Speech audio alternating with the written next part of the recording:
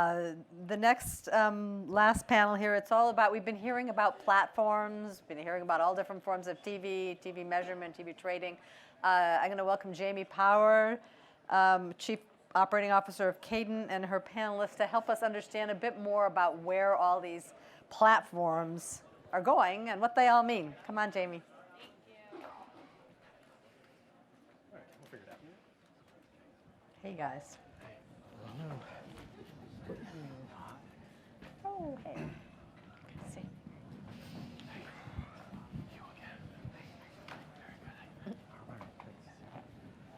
All right, it's me and the boys. We're going to do this. We're going to rock it out. Party time. All right, I will start by letting you guys introduce yourselves and kind of where you sit in the marketplace. Hi, my name is David Antonelli. I'm Director of Sales at Dish Media, which is Dish TV as well as Sling. And I'm also I oversee the strategy for Dish and Sling. Hi, I'm Mike Dean. I lead advanced advertising at ViacomCBS, so that's the Vantage audience-based targeting platform. Bob Ivins, Chief Data Officer of Ampersand, formerly known as NCC. We're basically owned by 3 large cable companies, and we're in the process of, ingesting data to drive planning, defining and finding audiences, execution, and measurement.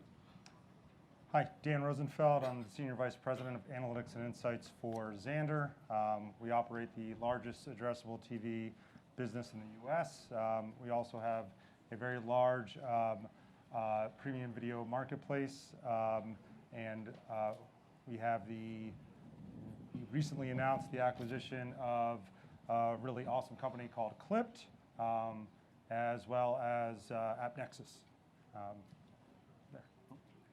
Matt Sweeney, Chief Investment Officer for GroupM, and we spend a lot of money with all you guys. Thank you. Thank you. Yeah. Okay, so I'm going to warn you that I'm coming off of a cold, so if my voice cracks, I apologize. Also, if you're concerned, there's a mask under all of the seats. Anyone thinks it's coronavirus. Also, I'm usually a lot wittier, and I'm not on my game today, so I need some wit from the group because it's the last panel before drinks. Can you guys do that? You got it. I think Okay. you're doing well. All right.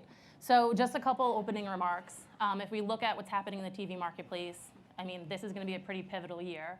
So by the end of 2020, we're going to pass the threshold from 50% viewership going from linear to non-linear. It's a big deal. We've all seen it coming, but that's something for us to really think about. I think we know why it's happened. This came up, Rada said it on the last panel, but basically television is now over-commercialized. Consumers with some SVOD applications, not Sling, are trained that they don't need to see commercials.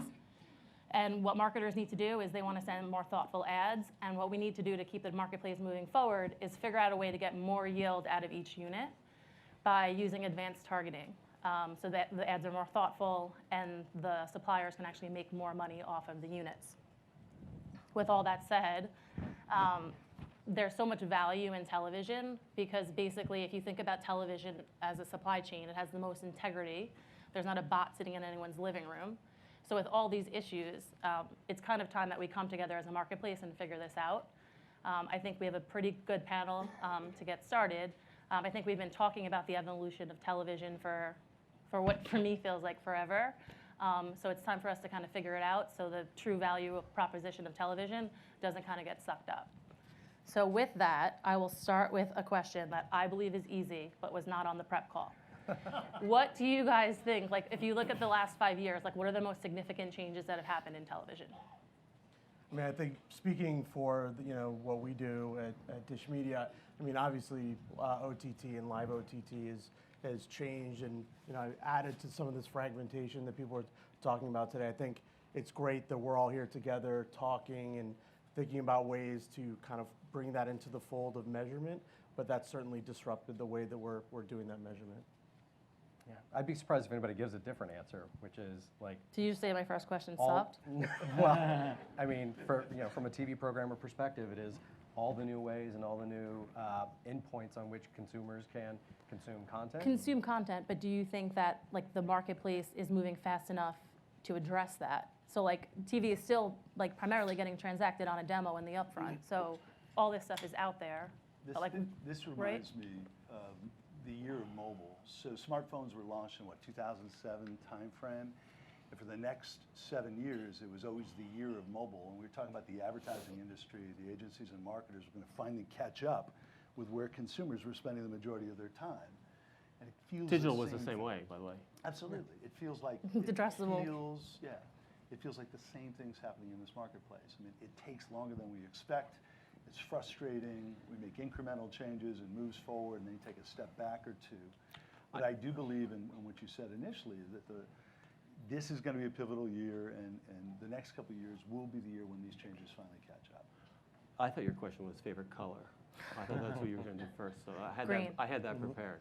Okay. No, I think this year, you know, the irony of addressable is that you need scale. I mean, everybody knows audiences are fragmented. In fact, you know, I'm a cord cutter myself, and we're not watching TV the way God had intended us to at a fixed time and a fixed place.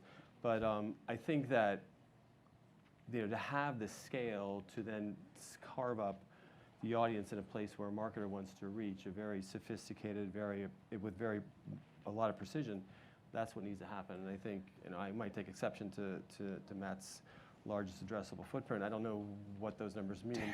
I don't want to play. My name is Dan. Oh, sorry, Dan. Sorry, Dan. Matt, sorry. I think this is going well. Yeah.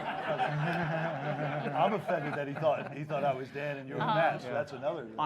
Let's move so I know. Wait, to Joe's point in the middle, I think it's important what you just said, that you're a cord cutter, right? So if we weren't using data to find you, like most marketers would assume that a cord cutter is an 18 to 24-year-old, and then you wouldn't see the message. But if you are suffering from allergies and Clarendon wants to send you an ad, you would be totally ignored if you weren't able to find the audiences across all the screens. Right, and you need scale to do that. And I don't think it's I mean, we talk about a platform, and I think, you know, certainly if you take a look at digital, you have two companies that control 60% of a $130 billion business, and they have a platform.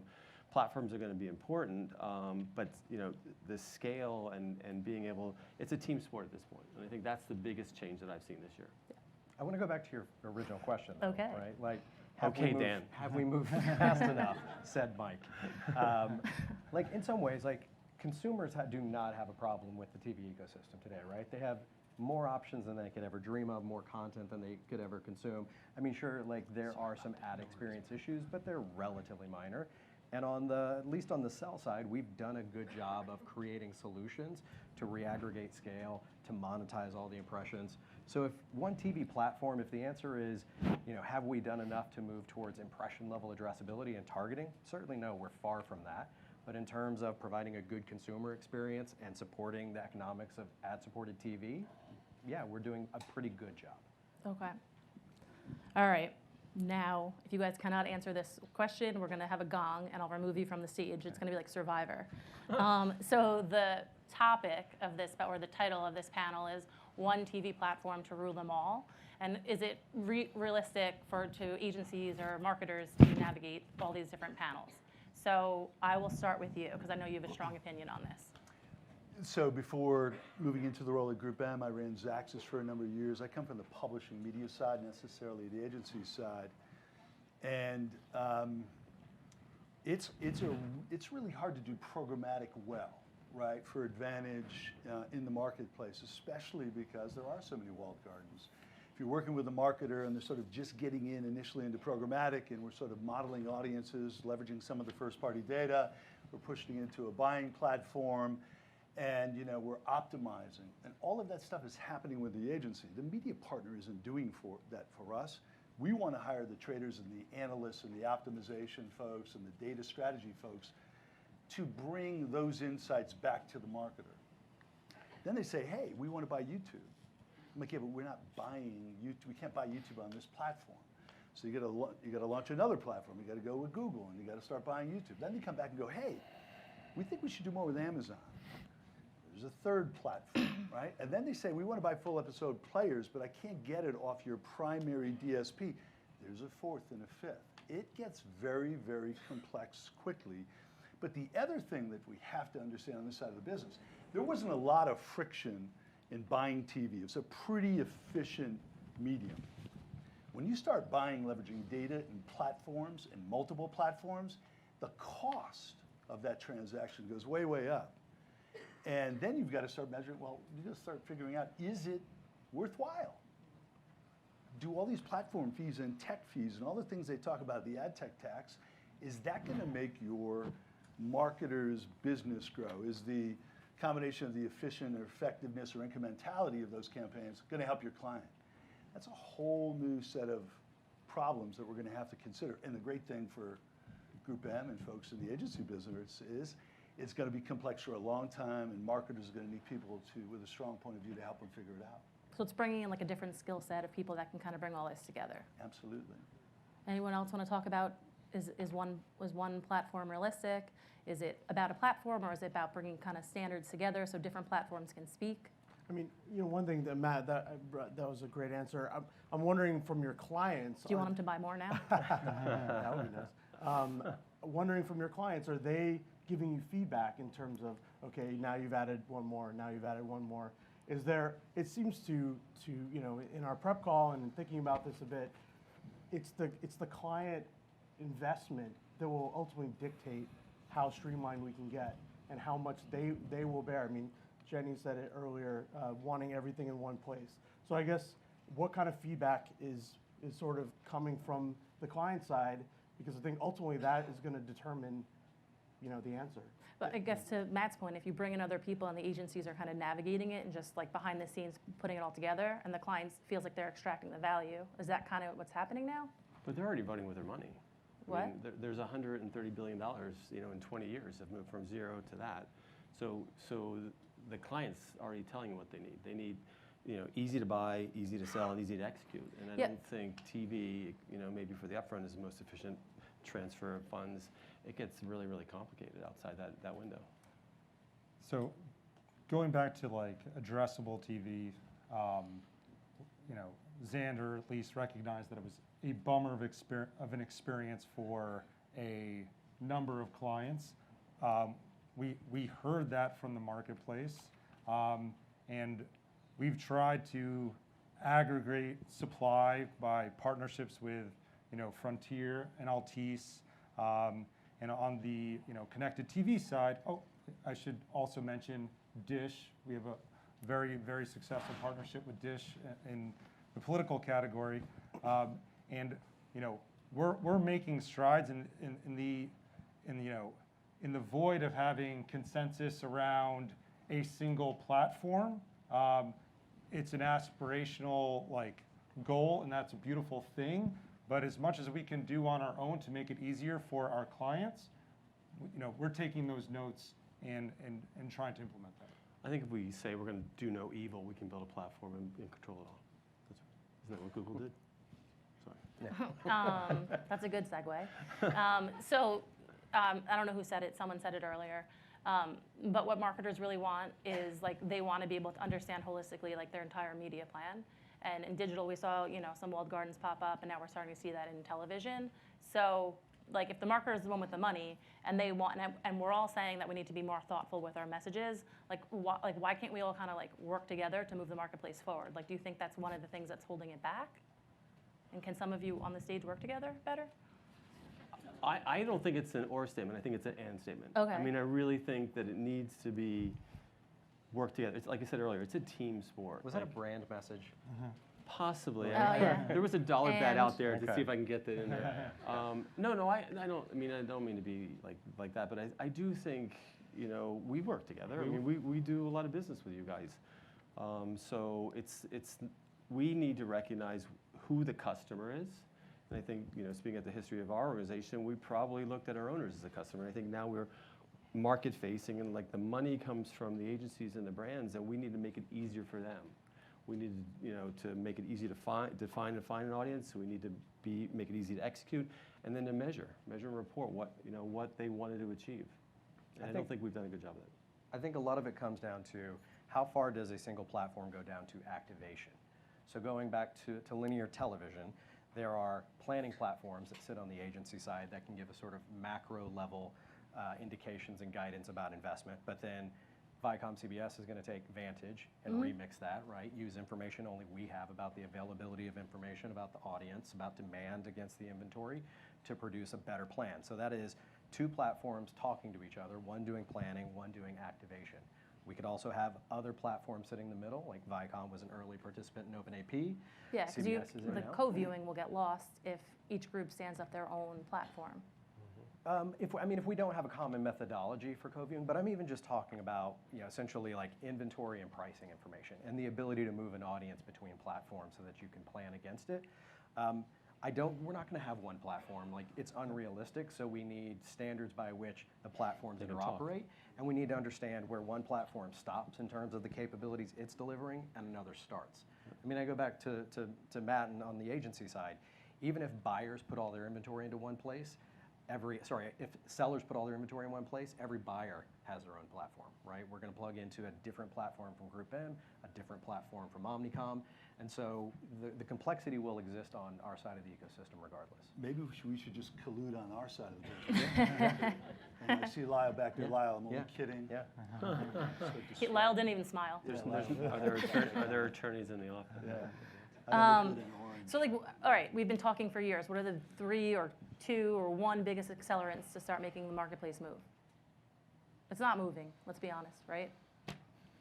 I'll go back to the ultimate decision maker in this process will be the folks with the money, the clients, and we personally are very open to working with other partners and collaborating. There's a lot of platforms out there that are announcing every day that they can help, maybe not achieve one platform, but at least less platforms. But the question is, which one do you go with?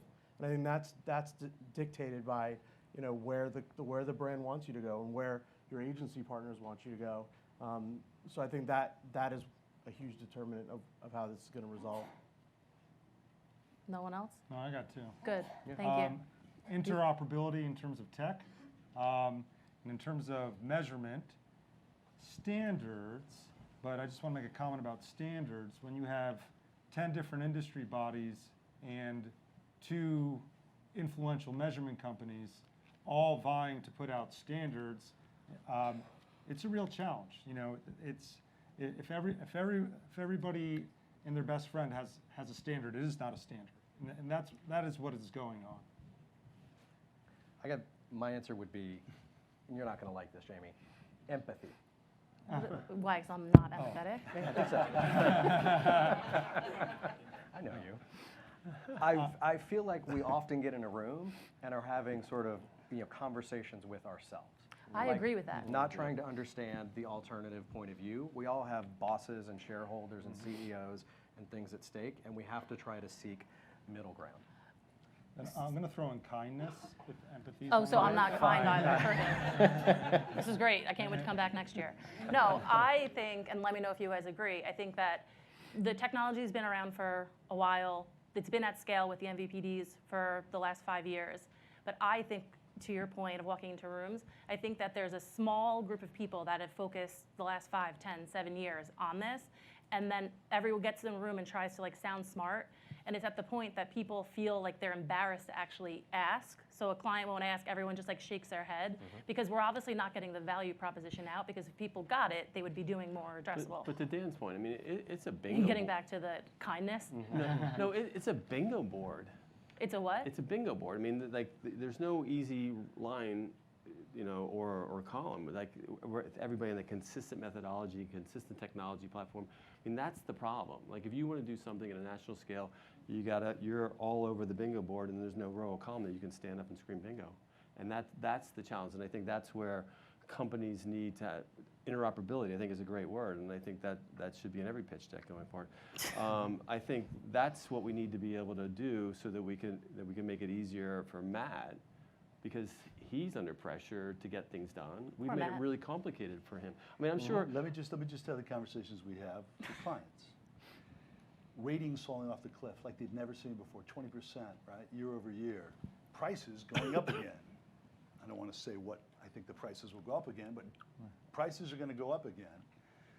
And Brian Weiser, an analyst who works at GroupM, basically said, but television is still the least bad alternative. Isn't that a terrible marketing slogan? Keep buying TV, it's the least bad alternative. So the reality is we've got to form partnerships. We've got to identify companies that have scaled addressable inventory, that can work with some of our data sets, that aren't trying to push their planning tools or their data set and tell us that they're going to sort of optimize and plan for us. No offense, never going to happen on our side of the business. But how do we work together? And those conversations are happening, right? So I do feel hopeful and optimistic, but we have to go back to our clients and the buyers and the planners with something better, a better message than what's the least bad alternative. Yeah. So, Like, help me. all right. So a lot of, with Addressable and all these different platforms out there, there's tons of tech that are supporting it. There's a lot of insights that you can pull out of a plan. So do you guys think the technology is making it easier to take the black box of television away and understand what worked? And then more importantly, like the things that didn't work, are you using like what didn't work in a TV campaign to start optimizing linear campaigns? Or are you seeing your clients do that? I'm going to go further back. I mean, coming from Xaxis, we'll see there's so much data and insights, and I think that the programmatic ecosystem, for all its faults and some of the challenges over the years, but the interesting thing at the end of it is like, you start talking to clients, and you're talking, agency analytics team, programmatic analytics team, clients analytics team, and you start trying to identify better KPIs than did someone click on an ad or did land on a landing page. And then you start using those insights to develop a better proxy for sales. And we've done that a number of times at Xaxis, where you're getting closer to an outcome.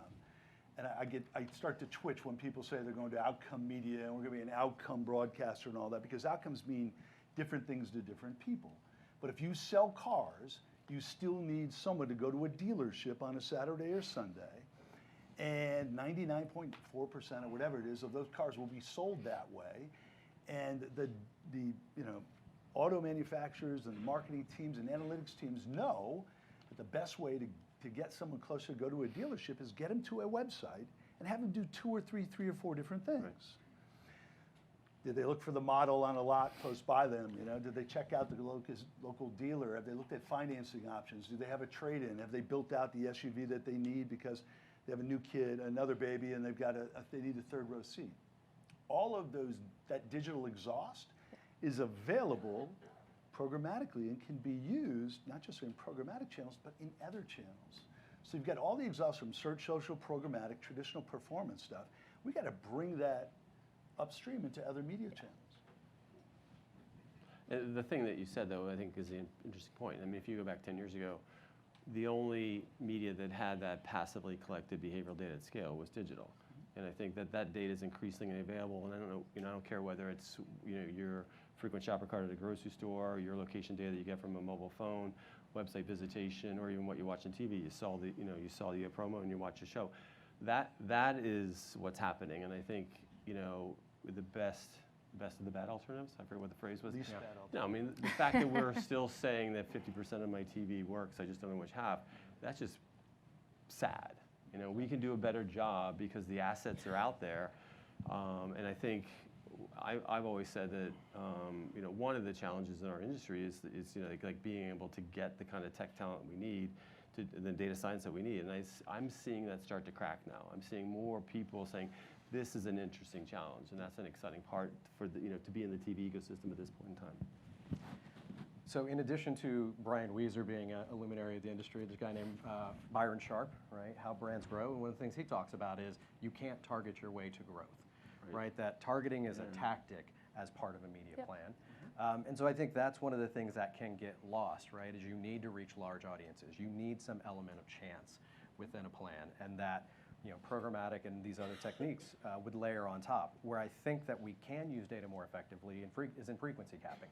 Making sure that we give the best viewer experience. And I mean, that's probably the lowest common denominator of what agencies and marketers would like to do with the technology, is making sure that we're not beating consumers over the head with the same message over and over again. Sequencing and frequency capping, like customer journey. I think those are two things. And those are tough. Like frequency capping is tough for a programmer, right?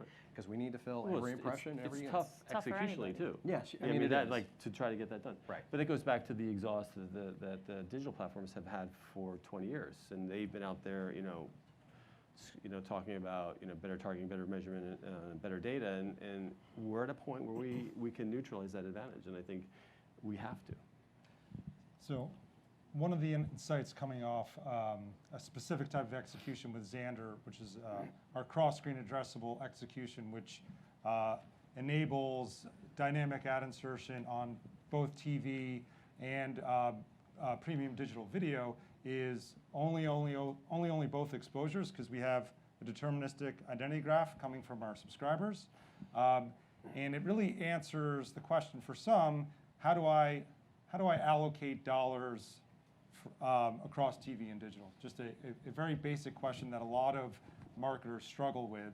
And when attaching attribution to that only both analysis, the marketer has at least a degree of insight into how high duplication produces greater lift in terms of whatever KPI it is. But for some categories or products, you don't need high duplication. You should be investing in reach. And so that's just one big insight that comes off of that product. All right, this is my last question. Is there anything that you guys feel like you want to talk about, get off your chest? And then I'm going to turn it over to the audience, and then we'll end early because people will like us more. Anything. Oh. Not like anything on platforms or the marketplace. You asked earlier about the biggest change in television of the last 5 years, and consumer choice and all that is interesting. I think what's really interesting, what's happening now with a lot of these SVOD and AVOD services, where traditional broadcasters have direct relationships with consumers. And so if you read Bob Iger's book, he talks about this journey they've been on for 3 or 4 years, and not just sort of accumulating all this incredible content, but trying to figure out how to be direct relationship with the consumer. And I think the quarterly results came out 26 million, I'll go quote, paid subscribers. That's tremendous. If you combine that with some of the other data assets they have, first-party data assets, that's really interesting. And he learned that from Steve Jobs. He bought Pixar. Apple in 1996 didn't know if you bought a computer from Best Buy or Circuit City that you were an Apple customer. Steve Jobs didn't know. His big changes, but besides coming up with these great devices and stuff, said, I need a direct relationship with the consumer. They built Apple stores, which every analyst in the world thought was the dumbest thing in the world, but he knew if the experts were in front of someone looking to buy a computer, that his folks, because they knew the platform so well, had a better chance of doing it than if they went into Circuit City or Best Buy. And the second thing he did was launch iTunes. And all of a sudden he had your email address, your name, what you've bought, the content you consume, the music you, and that's what I think Bob Iger learned from Steve Jobs in acquiring Pixar, and then having him on the board for so long. So I think that's a huge change. Direct relationships, not just with Bonobos and some of these folks you can buy clothes from on Instagram, but big broadcast publishers and media companies. Well, I think that's why media companies are streaming. They want that first-party relationship. I think NBC can reach, because of their portfolio content, any household in the country, but they don't have that first-party relationship that you just talked about. And I think to be able to have that. The other thing I was going to say, a little bit off-piece from what you just said, the consumer experience is not great. I mean, with 12, 14 minutes of commercial time on a TV, and you go try to watch CNN at night and you see the same pharmaceutical commercial, 4 or 5 times in an hour. It's crazy. You sure you're not being targeted? Wow, I didn't think we were going to go there, but now that we're there. That was very good. I wish I had said that. No, but like, my kids, I watched them the way I had they consume TV. We talked about it in the last panel. It's like, yeah, they're not going to go back. They've been in first class. They don't want to sit and coach anymore. Yeah, but then who pays for the content? Well, it's going to have to figure out a different way to do it. I mean, I know that's a long road, but oh my God. So I want to. You'll get your chances, Amy. Don't worry. So I want to go back to what it'll come when you're not expecting it. So the thing that Matt was saying, and it's like these are new products being launched in new ways, and what I mean by that is every programmer has launched a direct consumer service, but in many ways we tethered it to the model of the past. We said you had to authenticate through your MVPD, right? And we did that because of all of these sort of legacy relationships. I mean, what I thought was crazy, we probably all saw this headline the day before the Super Bowl. Fox goes dark on Roku, right? It's like, okay, here is a modern streaming platform and a direct-to-consumer app, and that headline is rooted in legacy TV, that you can go dark on a streaming platform and a direct-to-consumer app because we are tied to those models. So you're saying on the stage that's your fault? I think it's, well, I'm kidding. actually, what I would say, like, that's where empathy comes in, understanding why they made those decisions and the complexity behind that distribution ecosystem.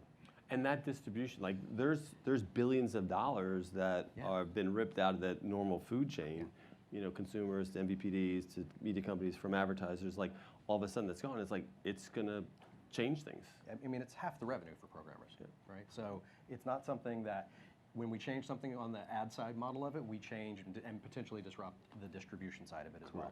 Correct. All right, any questions from the audience? All right. Oh, yeah. So it's a great panel, and this morning, the first panel that we had this morning had some comments that sort of were corollaries to things that were talked about this morning. So Jenny Gardner said, there is money in complexity. Then on the panel here, and I think, Mike, you were the first one to say it, it's all, to become simpler, we have to be talking about interoperable systems and standards. How do you reconcile those two things? You've got to, you know, you've certainly got a lot of people with the point of view, and some people actually use the, you know, instead of saying there's money in complexity, some people say there's mystery in margin. So how do you bridge those two things and make the conversation move in that direction of standards and interoperable systems? Is the right answer ad ID, Harold? Wow. Ding, ding, ding. That's only one of the answers. Right. You know, going back, you know, industry bodies have a role to play here. That's really the purpose of an industry body is to rally the industry participants, you know, around a singular vision or a certain objective. We have industry bodies of TV industry bodies, you know, bashing up with digital industry bodies and measurement industry bodies and measurement companies.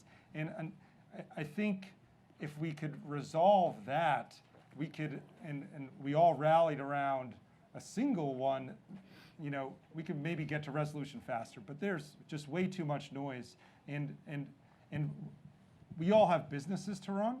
And if we can't get consensus, and you know, and we have all these industry bodies that are designed to help us, not helping us because of the confusion, you know, each one of us are going to have to you know, push our business forward, you know, in the void, and try to make partnerships on our own, or try to make standards on our own, until, you know, the standards that we're developing, you know, a lot of them are coming from our clients. A lot of them come from agencies and advertisers saying they want to see, you know, there's a big collaboration there, and so, you know, it's a problem. I think that anytime you have competing standards, that the reality of complexity being profitable, there's different entities that have a different stake and a different solution. And I think, while I think the spirit of this conference is, you know, noble, and we all want to get to the end goal, there's going to be standards that win and standards that don't. I think that's even though there's money to be made in each of those different routes, ultimately the battle wages on because people have different vested interests across the board, whether you're a publisher, a data provider, a measurement company. I think that's really the reason why those two things can coexist. All right, thank you. Right. Thank you. Question? Oh, Can I ask one question, please, before this wonderful panel? Oh and God, this is trouble. no. very charming moderator sits down. So everybody seems to agree that we're moving to a platform-based business. And everyone seems to agree that the customer is first. And everybody seems to agree that, excuse me, that in order to evolve, we all need to work closer together. But there still seems to be a ton of resistance between everybody's individual platforms being open enough to hook up with one another. So it's great for everybody to work together, but in my experience, truly working together in a platform-based ecosystem means no matter whether we're a buyer, a seller, regardless of which side of the ecosystem we sit on, ultimately there's going to have to be some fluidity among our platforms, or else we're stuck with 50 different platforms, and then it goes back to how many platforms can a marketer manage. So my question really is, do you think in 2020 we will see more integration among platforms of the various constituents, or do you still think there'll be hesitation for a lot of the reasons that you've mentioned? I mean, That was a long question, to be well, I fair. mean, yeah, 3 words: buy-side collusion. No, but look, it didn't work in programmatic and digital, so and I didn't try to do that on that side of the business either. But I think that, I'm like, it's a great question. It's really, really hard. It's complex.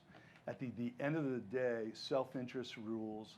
What's happening now is what was going on in programmatic in many ways, 7, 8 years ago. Data, tech, media companies all coming with something unique and advantageous that no one else has. You can't buy it anywhere else. The difference is that there is constrained supply for quality video, and there wasn't in programmatic. There was more supply than you knew how to manage, and the only way to manage that was to develop an audience and push that out through buying platforms and target people based on whitelists and publishers that you trusted. So what we're going to be doing, and I'm sure the other holding companies will be doing, is selecting partners and maybe not going as wide and deep in terms of where we're spending, and look for people that have unique advantaged data and are willing to work with us on sort of measurement that makes sense for a client. And we'll have to lean into those folks. That's the best way forward, at least in early 2020. All right. And that puts us Okay. up time. You have something like really good to say? I'll just say a number of us are highly incentivized To make this work. to make this work. Right.